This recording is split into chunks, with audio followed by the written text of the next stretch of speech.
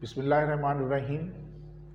I am Dr. Sayyid Raza Mohiuddin, member of the visiting faculty, Time Institute Multan for MPH classes. And today is the 7th lecture on health system analysis and policy. So we have learned a lot about healthcare systems, its components, functions, then the different outcomes, inputs, indicators of health, and then the primary healthcare and levels of the healthcare. Today we will start with the basic concepts of health policy and planning. So we start with the health policy, and health policy by definition is a set of decisions or commitments to pursue course of action aimed at achieving defined goals for improving health. Then I was telling the basic concept of healthcare systems to you. So in the functions of the healthcare system, there were healthcare delivery systems by the providers, the medical professional people, and then there was financing and there was stewardship. In stewardship, I told you that the top level job is making a health policy, because which is the commitment of the government. So today we are studying that health policy, and these are the decisions or the commitments to pursue, and the policy usually state or infer the values that underpin the policy position, and they may also specify the source of funding that can be applied to the action, the planning and management arrangements to be adopted for implementation of the policy, and the relevant institutions to be involved. So it's a very comprehensive definition, and you see while teaching you the financing of the healthcare system, I told you that without money, nothing can be achieved. Yes, so there are some things which can be achieved, but the money makes the where go. So in the health policy, it also defines from where the funds will come.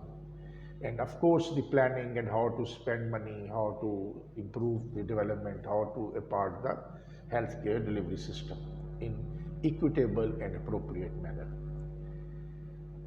And what is the aim of health policies? The prime aim is to maintenance and improvement of the health status of the population. Again, the basic requirement for the health recovery of the health status of the people. Then the risk factors which influence health differ between countries. So to minimize these risk factors is also the aim of health policy, and thus the policies of health be influenced by different factors in each country and region, because in each country and in each region, in the developed countries the risks are different, in the developed countries the risks are different regions have different threats to health, and different other regions have got different. So the health policies are made as per the prevailing conditions of the country's religion and their health and financial status. Then what are the essential concepts in a health policy? It is the health status, it is the health services, organization and financing, health commissioning or administration, and role of public health, assurance of appropriateness, the criteria, access and utilization. Then what is health status? Health status in increase in non-communicable diseases is the developing world together with the abatement of the mortality from infectious diseases. Now I was already telling you the different regions have got different threats. So in the developed countries, the threats to, except now this corona days, the threat to the mortality from the infectious diseases have lessened, but this has been overcovered by the non-communicable diseases, accidents, heart attack, etc. In developed world, the problems are mainly concerned with the elderly, rather than children. And this has important implications for health policies. So, in their countries, the veterans are the main target in the developed countries. In our country, yeah, I already told you in many sessions that the women and children are the main risk groups. Then we consider the health services. The problems faced are inequalities between different geographic areas and social groups. The higher socio-economic group, they have got the facilities of out-of-pocket model health services, and of course, when the bureaucrats and other, well placed people, they can avail, better services in public sector hospitals as well. Whereas the poor, the people living in rural areas and the remote areas, of course, they don't have got that appropriate treatment facilities as this group. So the variations in utilization of services for similar conditions. Equitable distribution is that you have to see the condition, don't see the face. Whatever the treatment is required for a patient of a cancer stage 4, it must be, if whether the person is poor or it is, he belongs to higher socioeconomic class, the treatment or the facility must be according to the condition, not to the face. And as already told you, this applies to, every commitment of the government, education, governance, law and order and every that. Then there is difficulty in the appointment of limited resources. So you have seen that certain areas have been, all the facilities, if you want to make a state-of-art hospital, already you make in that area where already 10 hospitals are located. But for take the example of Punjab, like in Rajanpur or some more remote area, you won't find any even good secondary care hospital. Then is this health services there must be lifestyle, behavior, political and economic issues. Already I have described it so many times during these lectures. So these health services have an important role in improving quality of life and can produce specific valuable improvements in other aspects of health status. So then is the organization and the financing. The state is involved in health systems in various degrees. There must be legal regulatory of all the arrangements for patients to receive medical care and doctors to receive remuneration. The pay packages and the patient SOPs must be on equitable basis. Then is same is with the the delivery of the financing. It must be as per the need and population. No area must be deprived and no area must be given the benefit. I am health minister of an area and I belong to area, so my area will be given maximum benefit. I am a works minister and the roads in my area will be, astonishingly financed. No. It must be on the basis of needs and on equitable basis. And there must be, the state must be a guardian to ensure that the correct balance of resources is used to achieve optimum population health. The state is a guardian. State must work like a mother to provide food to all her children equally. And then healthcare may be, conceived in an economic framework as exchange of goods patients seeking Medicare are making demands while doctors are supplying the services. This is organization and financing. And then is the health commissioning or administration. Health commissioning needs to take into account this must be there must be improvement in the health status, there must be risk reduction, there must be services and protections and the data needs for monitoring the achievement of the identified tasks. Then there are certain models which have been adopted in different countries, but there is a need for healthcare is to enable an individual to share, maintain, and if possible, improve his or her life together with other members of the community. And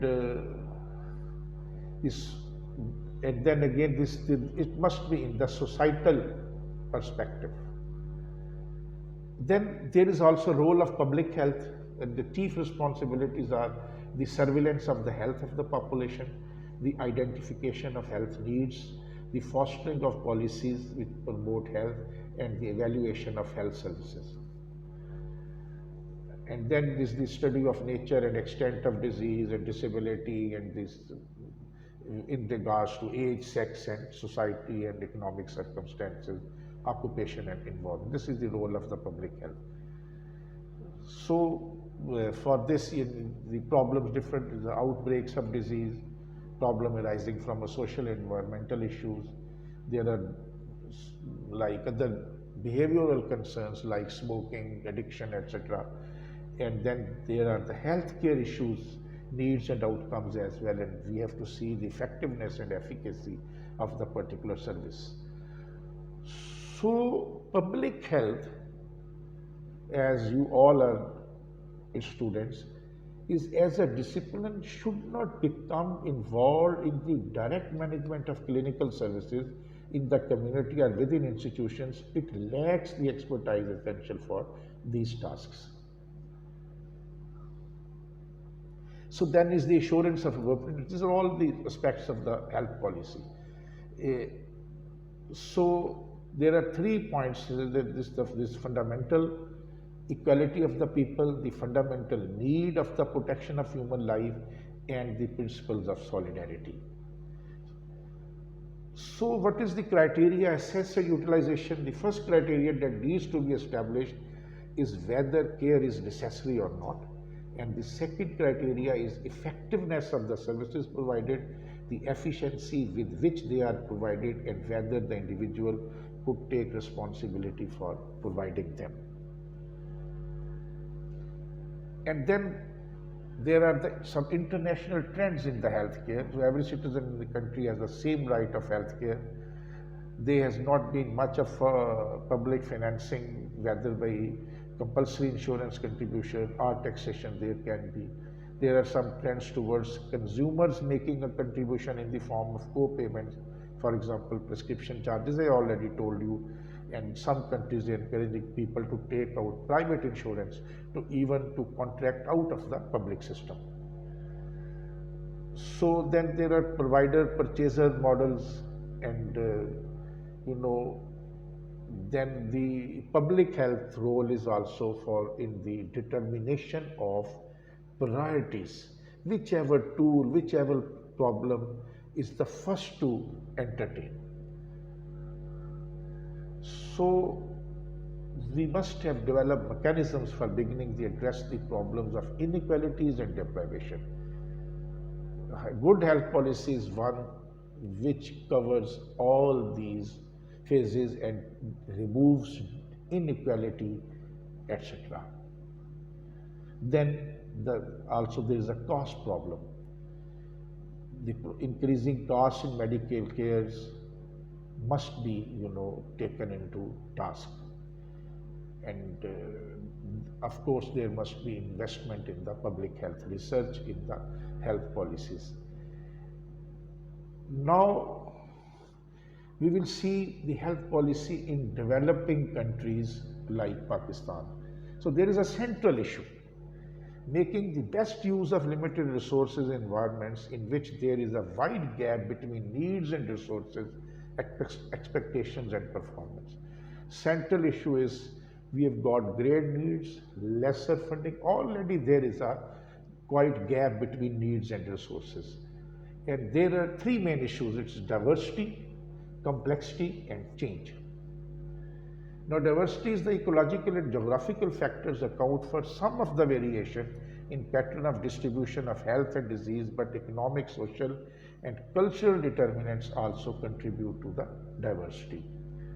Then the complexity is the explosion of new knowledge and innovative health technologies have marked increase the complexity of healthcare. You've seen new technologies are being invented, and being a developing country, there to the lesser resources, there's not present in the existing healthcare system. So it is necessary to mobilize intersectoral action because of the important influence of non-medical factors on health, such as agriculture, education, works, water works, sanitation, then labor and industry. They all must be involved in the to remove the complexity of the health system. Then a change. A policy making in developed countries has to be fluid and dynamic to adapt strategies and programs to the many changes that are occurring in the environment.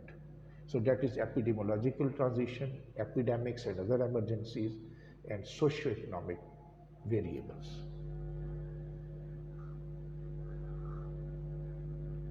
Then what are the major challenges and issues in the health of this developing countries? These are health reforms with special emphasis on structural reform and decentralization. Then there must be tools for policy making, that is assessment of burden of disease, cost effectiveness and health accounts. Then is the financing healthcare, cost recovery schemes, user fees and private insurance, these are all the part. Then the concept which are just emerging is the public-private partnership, and so many hospitals and health services are now being converted into private-public partnerships. The results will be analyzed after some time. At present, no comment can be done. And then is the health research, then there are donor agencies' role, and then is the equity in health. These are the measures. Then is the health reform. Health reforms has been defined as sustained, purposeful change to improve efficiency, equity, and effectiveness of the health sector. And it is the decentralization of planning and management. They're all simple. And then is to delegate responsibility of management to peripheral authorities, provincial, state, municipal, and local governments. Then there are models of decentralization. There's a primary health care through community level, provincial or state level coordination services. Then is setting up a Ministry of Health. And then decentralization involves allocating functions to provincial and local governments, as well as defining the relationship with each other and with the central government. Primary health functions, I already told you in the previous the last lecture: immunization, education, prevention and control of diseases, essential drug availability, these are all. And the governments play intermediate role between the central government and the local health system, as being the health being the responsibility of the, now after 18th Amendment in Pakistan, is the prerogative of the provincial government. So regional policies and programs in the context of overall national policy and plan must be the policy of the state or the federal government. Then central government provision, what the central government must done in health policy: setting national goals and targets, establishment of standards, accreditation of training programs, registration of drugs, nation disease surveillance, highly specialized services including research, emergency response to natural disasters and major epidemics. And this section you have seen, you are yourself aware of all these activities in Corona days, the strengths, weakness, opportunities and threats. you can analyze yourself. And then is the international relations, definitely, because so that you must be aware of, you must be, for all the being WHO, being the Guardian or UNICEF or other the funding agencies, we must have good relations with them. Then decentralization is very important. It must be done for autonomy, financial resources, professional and technical capacity, information systems, health related sectors, and relationships with other healthcare providers. So we have to decentralize the work. Then what are the tools of policy making? These are measurement of burden of disease. We must know what is the burden of disease so that we can make the policy in accordance with that. Then is the assessment of cost effectiveness of interventions. Whatever we want to do, what cost it will occur. And then it is the analysis of national health accounts. So burden of disease, we already told you so many times, we rank the diseases, or in the national health accounts there lies attempt to obtain an overview of health spending from all sources, public, private, corporate and personal, into comprehensive health accounts. Then there is a wide margin between the public resources for health and the demands and expectations. It's a common challenge. So the policies, the macroeconomic policies were developed by IMF and other funding agencies. They have forced many governments to trim public spending on health and to reassess the allocation of their limited resources. So, because as you are beggar from the IMF, so IMF implements its policies, and so the subsidies and other facilities awarded to the public people by the government is being trimmed even on the advice of the IMF and other financing agencies. So the policymakers, they explore the approaches to increase the resources available for health. So they develop income generating schemes and promote supplementary sources of finance.